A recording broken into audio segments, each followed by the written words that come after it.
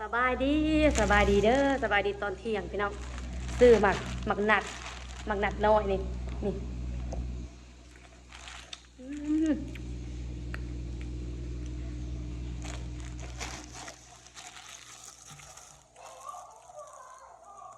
อร่อยมันตาแดงแล้วก็มันเผาบ้านก็มันเผาดิอืมกินแบบไม่ต้องใส่จานฮะก็ซื้อมากินใส่ถุงเมื่อราคากระถิ่มถุงเลยสับปะรดเนาะบางเจอสับปะรดจิ๋วอันนี้80 บาทอันนี้40 บาทเดี๋ยวเจ้าเห็นนะเป็นปลาลบครับนี่แหละมีอยู่จานแต่ว่าบริใส่ก็มันเขาจิ้มเกลือนางเอ้ยนางเอาจานมาใส่แจ่วให้แม่แน่เอาจานมาใส่แจ่วให้แน่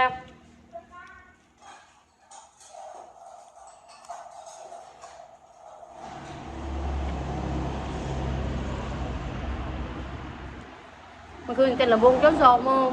จนลำวงปิดจานน้อยกินหน่อยก็บอกสบาย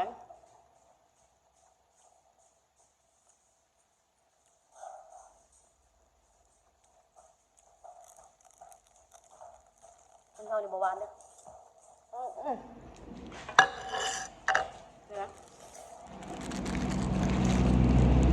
สั่งกับมันเท่ากันได้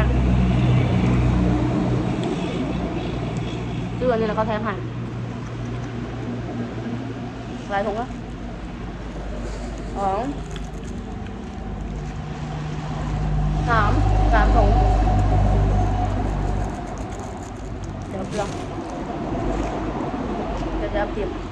สับปะรดหน่อยนี่จำกับแจ่วนี่แซ่บเนาะ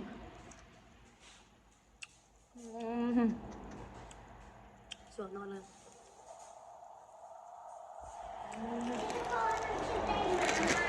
มึงนั่ง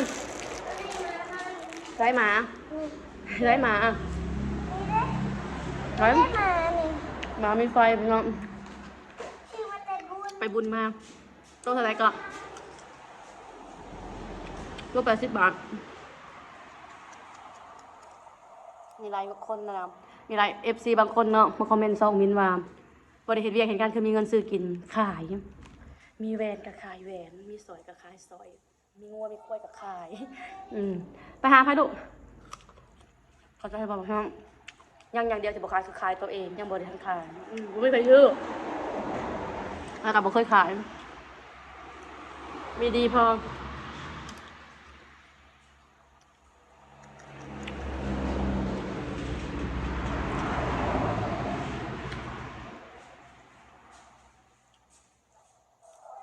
เขาจะไปให้ตัวเองตาย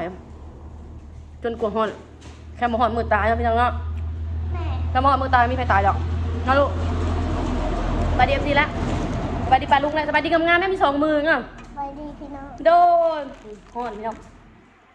แล้วก็มาแต่เซโนกับลูก2 คนขี่รถก็ขี่ไวซิ่งลูกก็กินได้เดิมบุฟเฟ่ไปได้บุฟเฟ่ลูก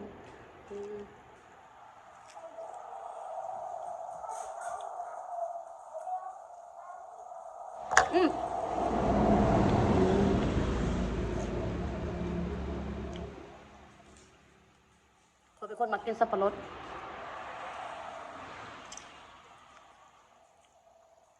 กินฮอตแกง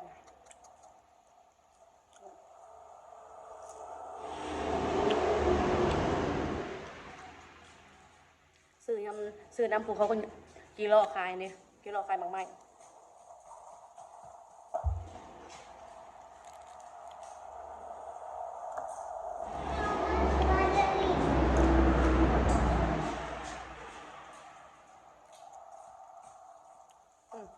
ไปกินหน่อยจำโซ่ดูมากินพี่หมไปกินบ้างเนี่ยพี่บ้างจะกินได้เนอะแจ๋วนะเดี๋ยวเด็กเอามาจำนิดหน่อยที่เราจะกินอยู่ถุงหนึ่งจะมี4 หน่วยสับปะรดนะมันเผากันหลายเติม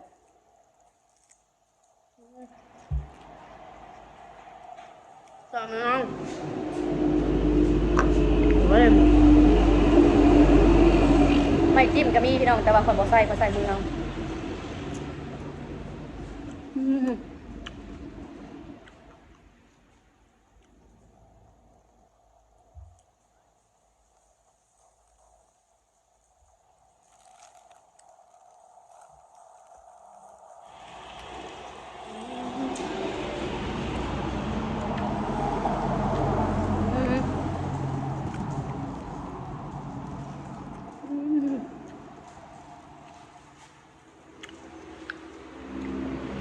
แซ่บเลยอ่ะ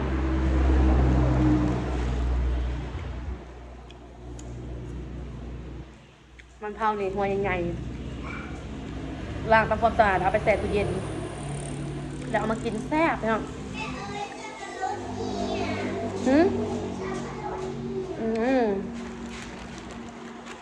เอาไปลูกไปเฮีย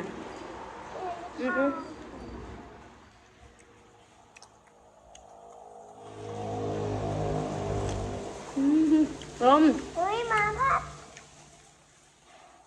ลมมาลมผัดกี่ฝุ่นใบไม้เข้ามาเต็มเงิน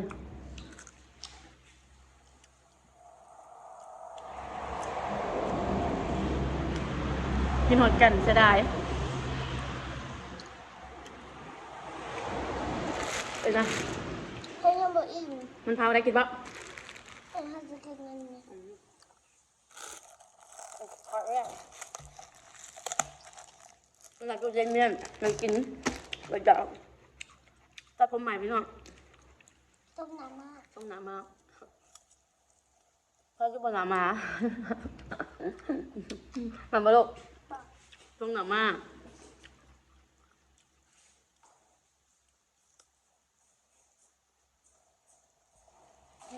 หลายอย่างมะขามก็นู้มะขามก็เน่าซื้อโลนึง90,000เน่ามานี่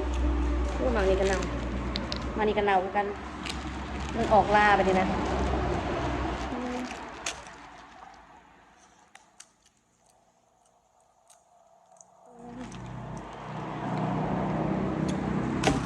ซื้อมะขามเมื่อก่อนโลนึงโล100 กว่าบาทโล140 บาท180 บาทไปละแม่งเกือบครึ่งหนึ่ง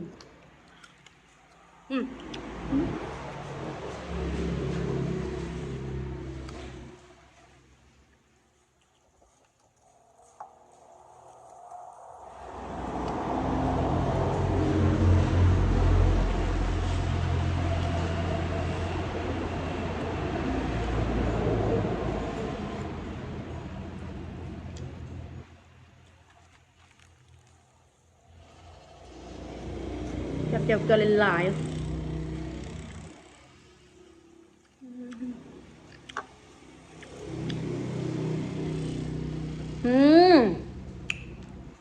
มาไหมล่ะ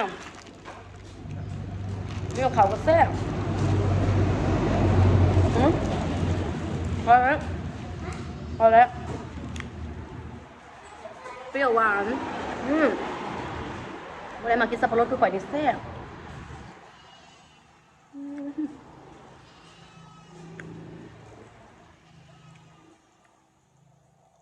มันจะมีนำขนมใส่สับปะรดเนี่ยก็มากได้พี่น้องเห็นอยู่ไซมันต้องซื้อไปเป็นคือข่อย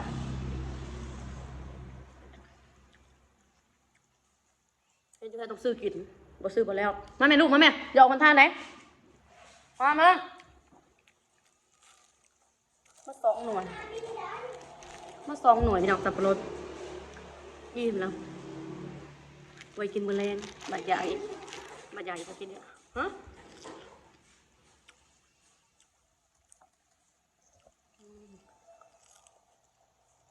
อย่าไปมาแม่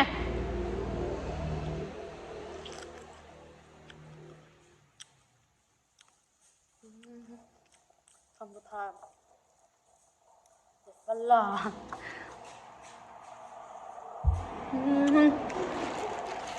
อิ่ม